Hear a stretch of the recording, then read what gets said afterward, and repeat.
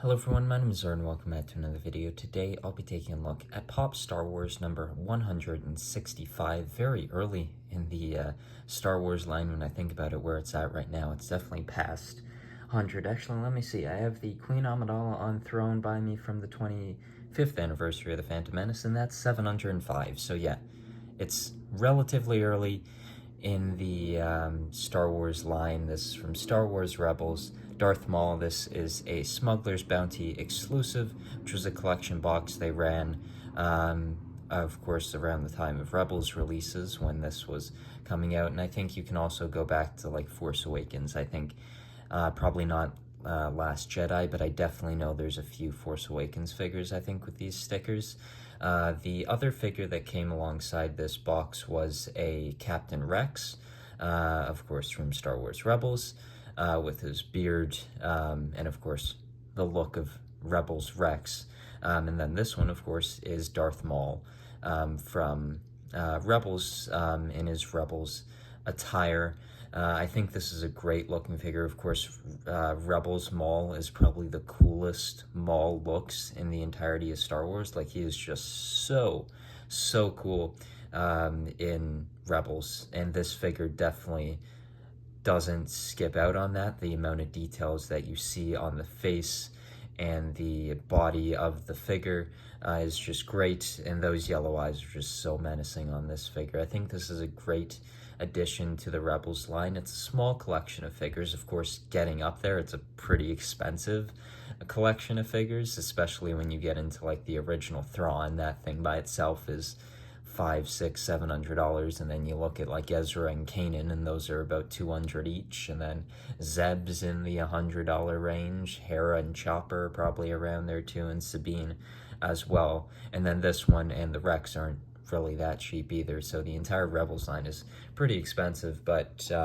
this one will have that same Rebels box art that I was going to hopefully say that every Rebels figure does, but it doesn't, because they released a Thrawn recently that just has the Star Wars logo up here instead of the Star Wars Rebels logo, which is really disappointing. But you have the orange and black, as you would expect with Star Wars Rebels.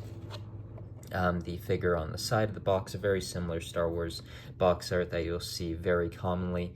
It's very similar to really any recent Star Wars figure. And then you've got the original wave of Rebels figures at the back with Kanan, Chopper, Ezra, Sabine, Hera, and Zeb.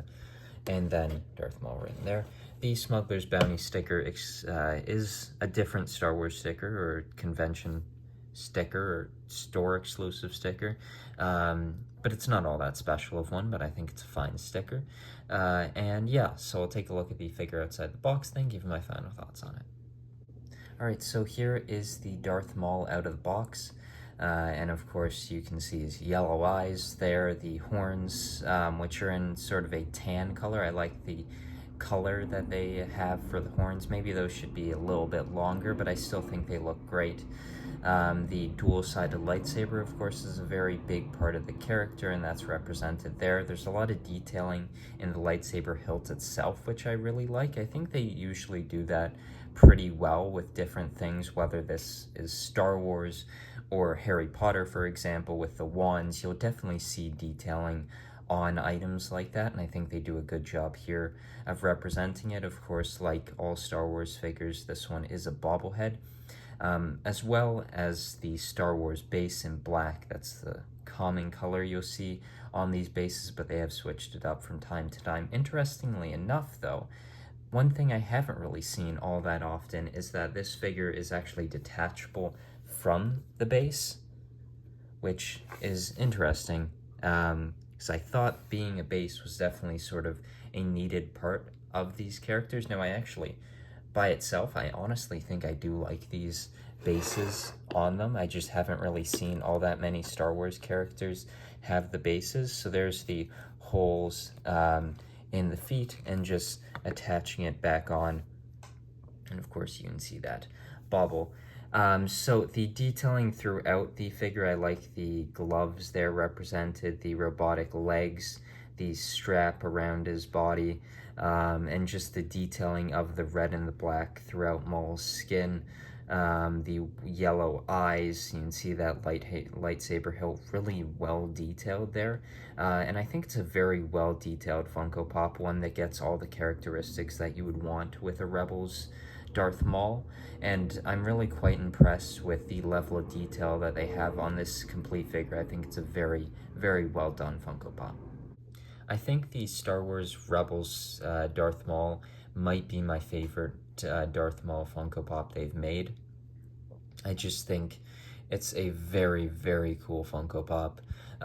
Darth Maul from Rebels is just so cool looking, and the entirety of Maul being on screen during Rebels is one of my favorite points in Star Wars. I love Star Wars Rebels. I love the characters in Star Wars Rebels, and Star Wars Rebels definitely made me love Darth Maul as much as I do. Like, Maul is one of my favorite characters, if not my favorite character from Star Wars, and his appearance in Rebels is one of my favorite parts of that.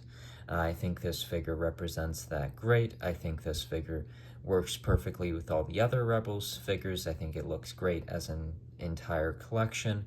And yeah, I just think it's a great, very well detailed figure. I think they did the look from Rebels very well.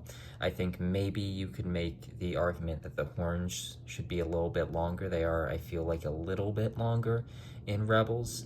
Whereas here they definitely sort of use just the basic Maul head that they've introduced for a while now. But I think it's a very well done Funko Pop, and I hope you enjoyed this video, and I'll see you in the next one. Bye.